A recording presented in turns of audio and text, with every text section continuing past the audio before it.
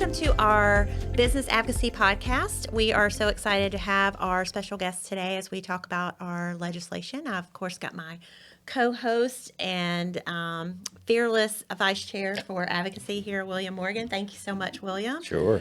And, of course, we have, everybody knows and loves our mayor, Costi Kutteh. Welcome. Thank you for having me. William, what do we got going on today? Well, as everyone is aware, one of the functions of the chamber is to advocate for businesses, both small businesses and large businesses. And a lot of what we do involves cities and the municipalities.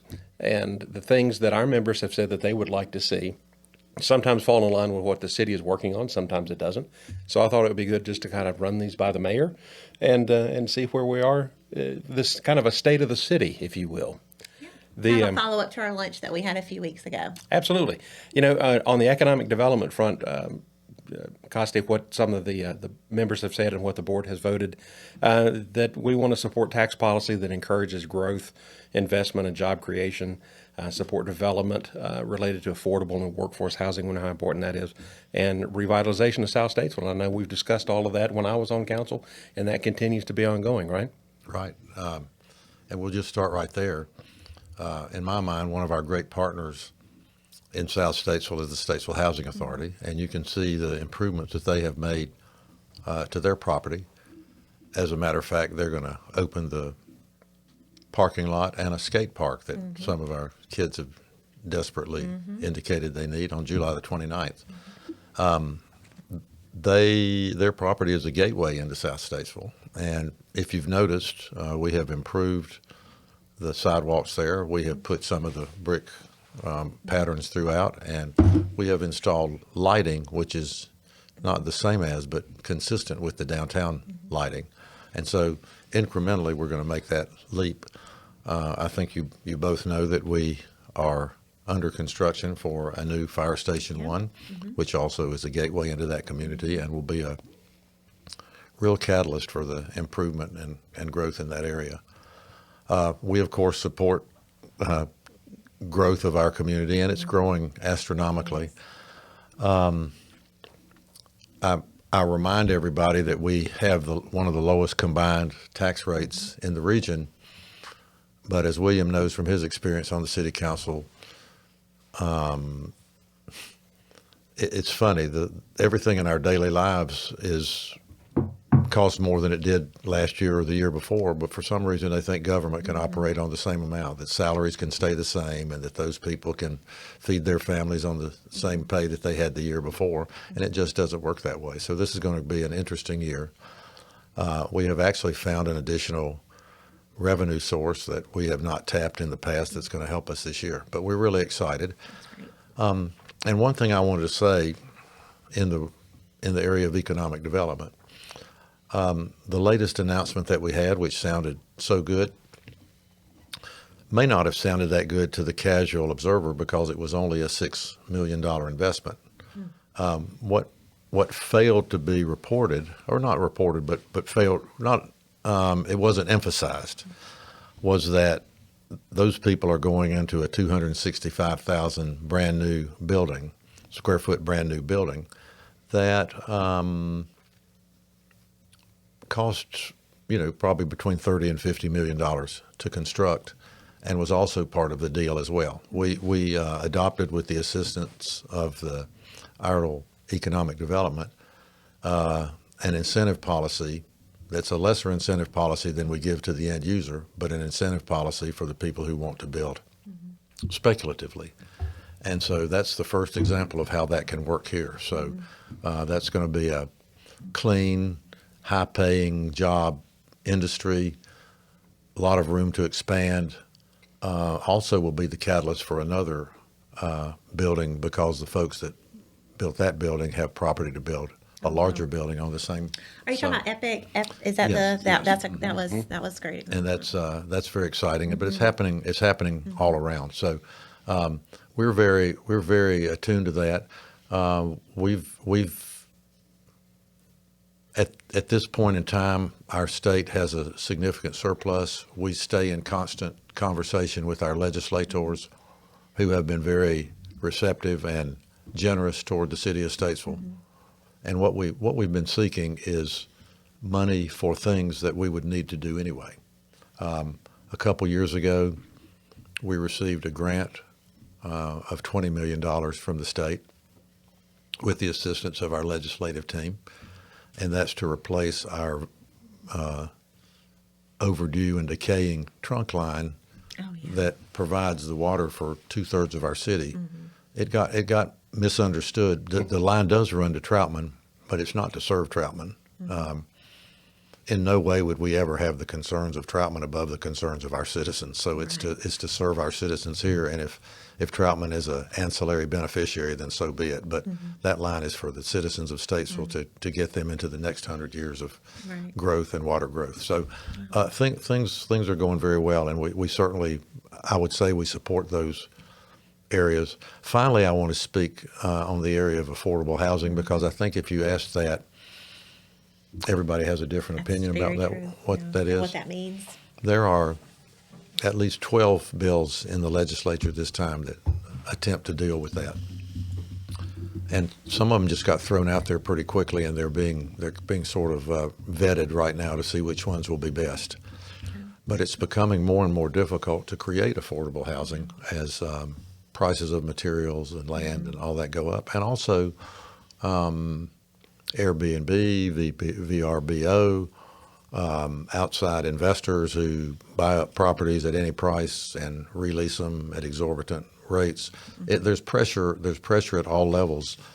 There's also a category of our citizens that believe we have all the affordable housing that we need, and that if you don't raise the standard of living for the greater community if you continue to do that. So it's something we wrestle with all the time. Yeah. We don't go from meeting to meeting without having conversations about that. So it's a difficult nut to crack. Everybody in the state has the same concerns. We want to provide safe, clean, reasonably priced housing for all of our citizens, but it's extremely difficult. Costi, even though we know that affordable housing and workforce housing are similar, they're different. Are you seeing an uptick in activity from developers that want to come here for workforce housing like we've seen in the past? Yes, we are seeing that. What we haven't been able to deal with yet is something that the larger cities are dealing with, which is requiring a developer to put a certain number of workforce or attainable housing units within the complex. If I were the Oracle of Delphi predicting what might happen in the future, I would think that would be the next place where we have to have some pressure on development to do that, to find a way to make a profit, but also to provide a modicum of workforce or attainable housing.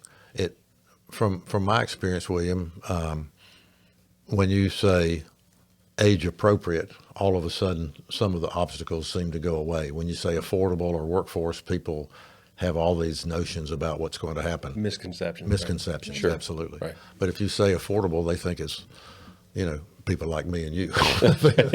Well, it is. I mean, when I meant to say senior housing or whatever, they think that we don't cause any problem, and we, when the sun goes down, we go to bed, and we don't do anything like it.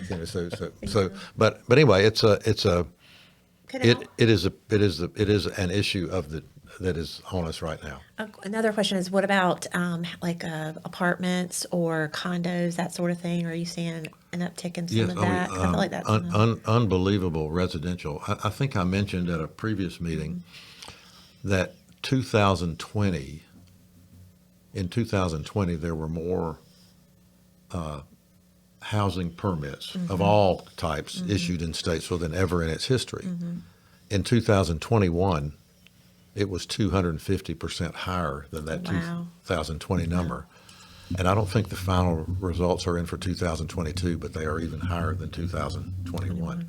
So that's good and bad. There's nothing magical about it, but there is a balance to what you want in your community, because residential occupants probably put a greater demand individually on services.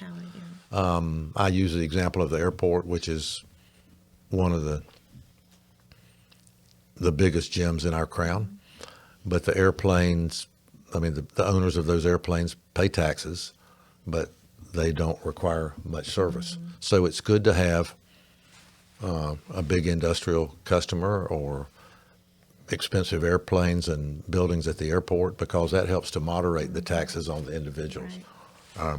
So that if we had 80,000 people and no business, our taxes would be a great deal higher, and the issues that we face would be a great deal different. And so it's an impossible balance to maintain, but that's why you have to keep at it. There are ebbs and flows in industry and retail and residential, and I kind of jokingly say the same people that in years past would say to me, "Mayor, when are we going to grow?" are now saying, "How about pulling on those reins a little bit?" Right? You know? Pull it back just a little Yeah, bit. yeah. So I mean, at first blush, when you just kind of first look at Statesville, it does have such great diversity in all of its areas, which makes it for what you just said, having that disbursement of tax around. I think, and I mean, there are a lot of things that, in my mind, are unique to Statesville. But to me, one thing that's unique to Statesville is we have never been dependent on one individual business or industry, so that if it failed, we failed, and if it succeeded, we succeeded. So in a way, the mix that we have continued to maintain, you're probably not going to hear any $5 billion, I mean, it'd be great, but, having Sherwin-Williams and Doosan and Denso and all these, in a way, is more appealing to me. I guess it's similar to if you're a landlord and you own one big property, and it pays you a lot of rent, but when that tenant's gone, you got zero, as opposed to the other landlord who has 10 people who collectively pay that rent. Maybe when you lose one, it's not as much, you don't feel it as much. devastating. Yeah, that's And so I think I'm right about this. Compare Statesville to Charlotte during the pandemic. I don't think a single one of our downtown restaurants closed permanently during the pandemic. And they say Charlotte's still something, sort of a semi-ghost town. Raleigh too.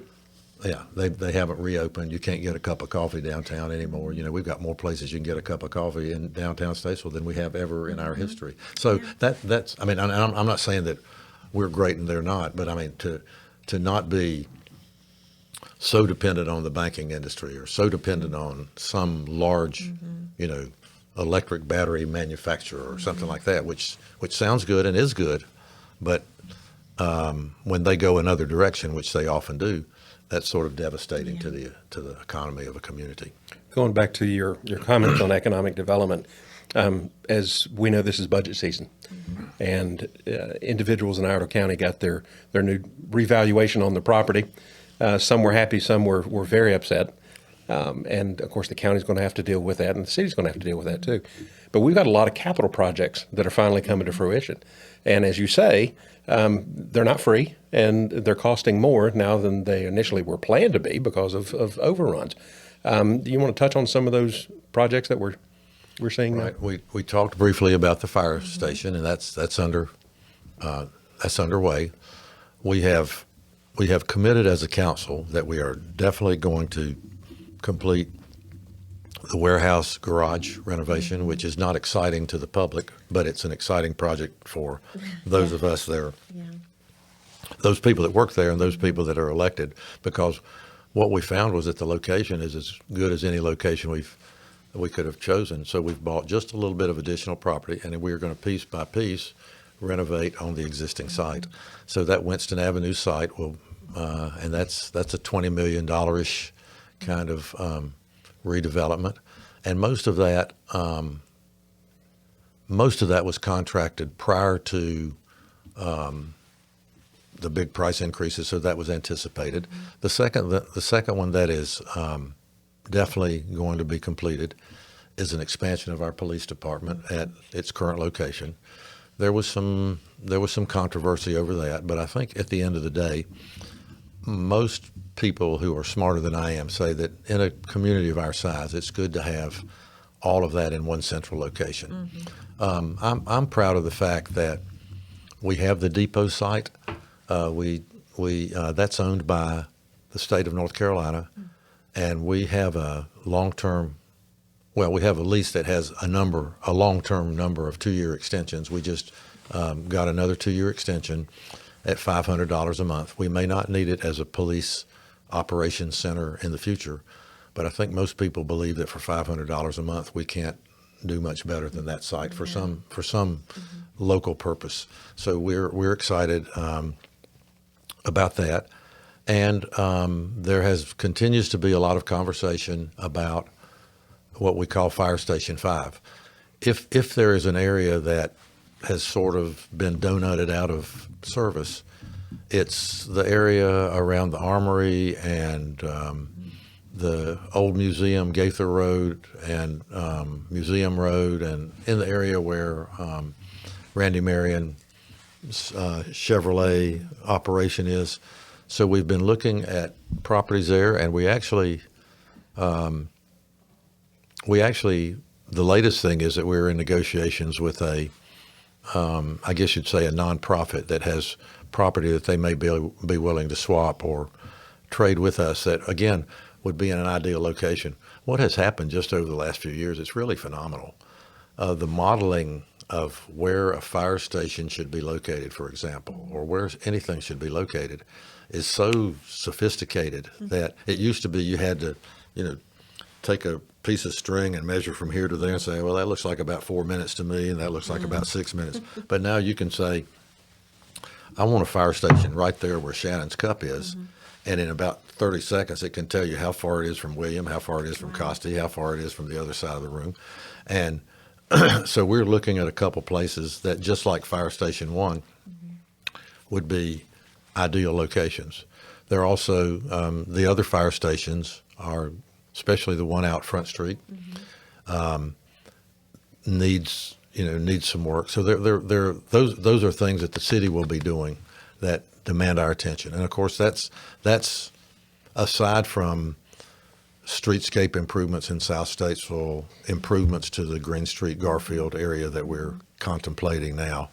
And it's a constant process of seeking grants because you don't have the money to just reach into your pocket and pay for all these things.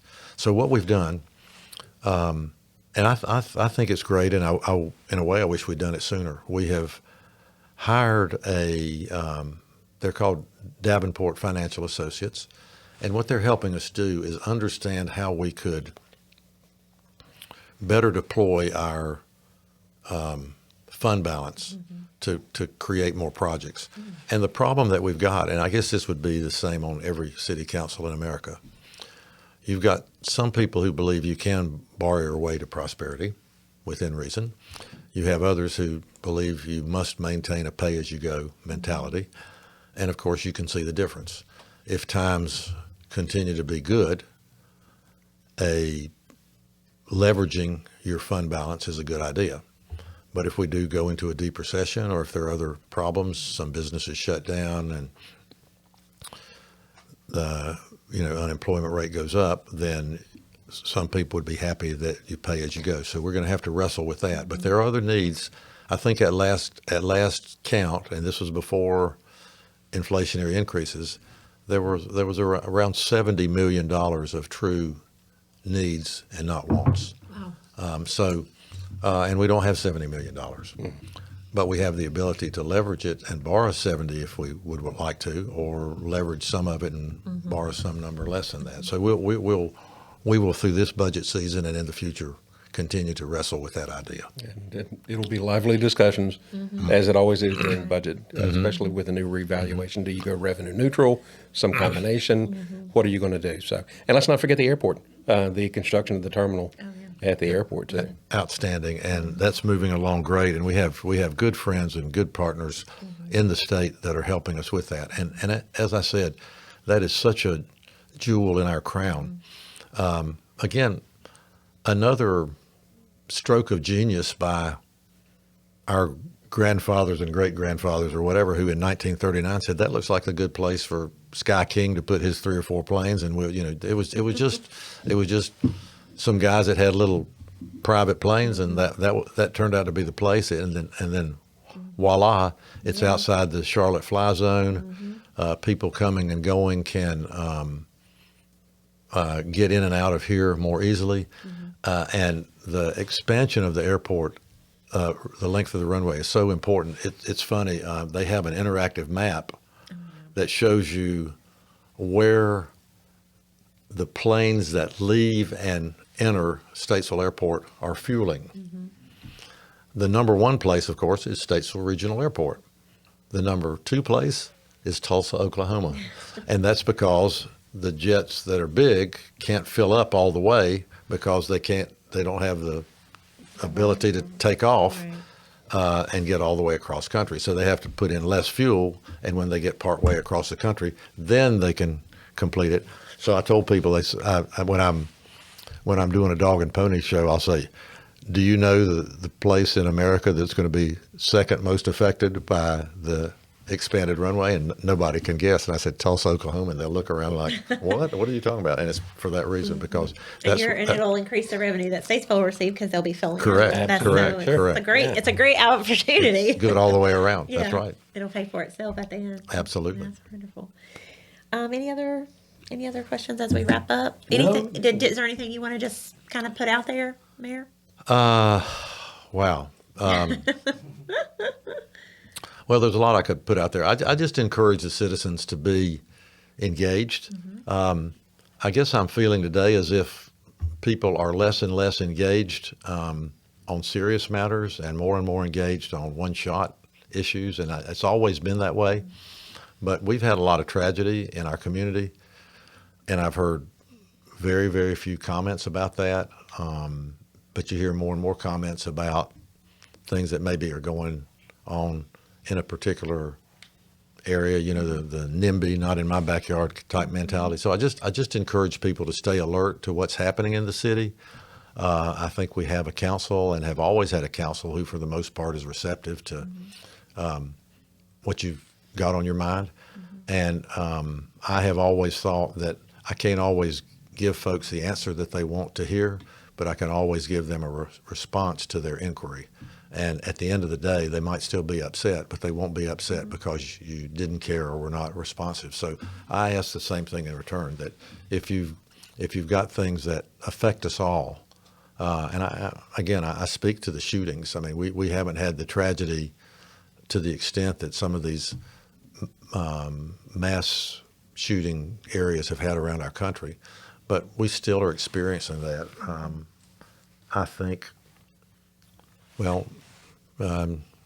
Doris Allison, who's councilwoman that sits just as close to me as Shannon, you're sitting to me today, her great nephew was a victim of one of the more recent shootings, and the guy that gave our invocation one night, his great nephew was killed in the same incident. And I said,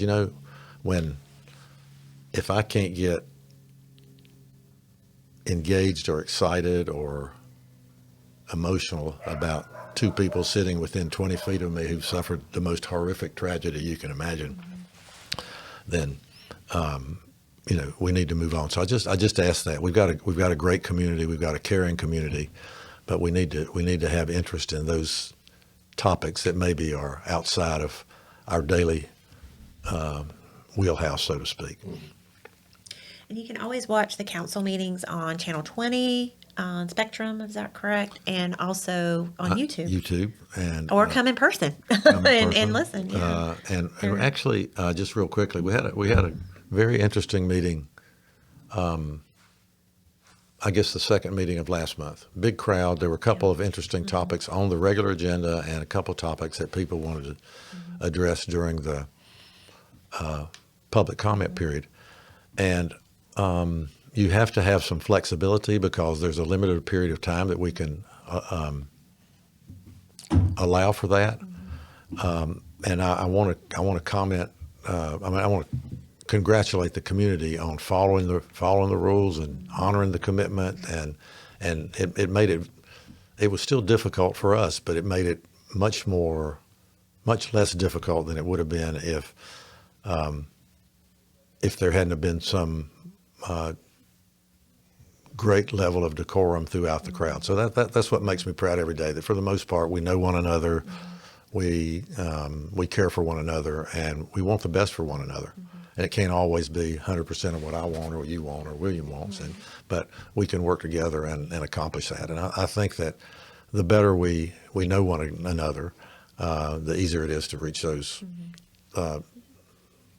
results that we want for our community. And we have to worry about our community first, and then we can worry about our state and our nation and our world later. But we've got to take care of ourselves first, and I really do believe that. And I do think for the most part that we're good caretakers of one another.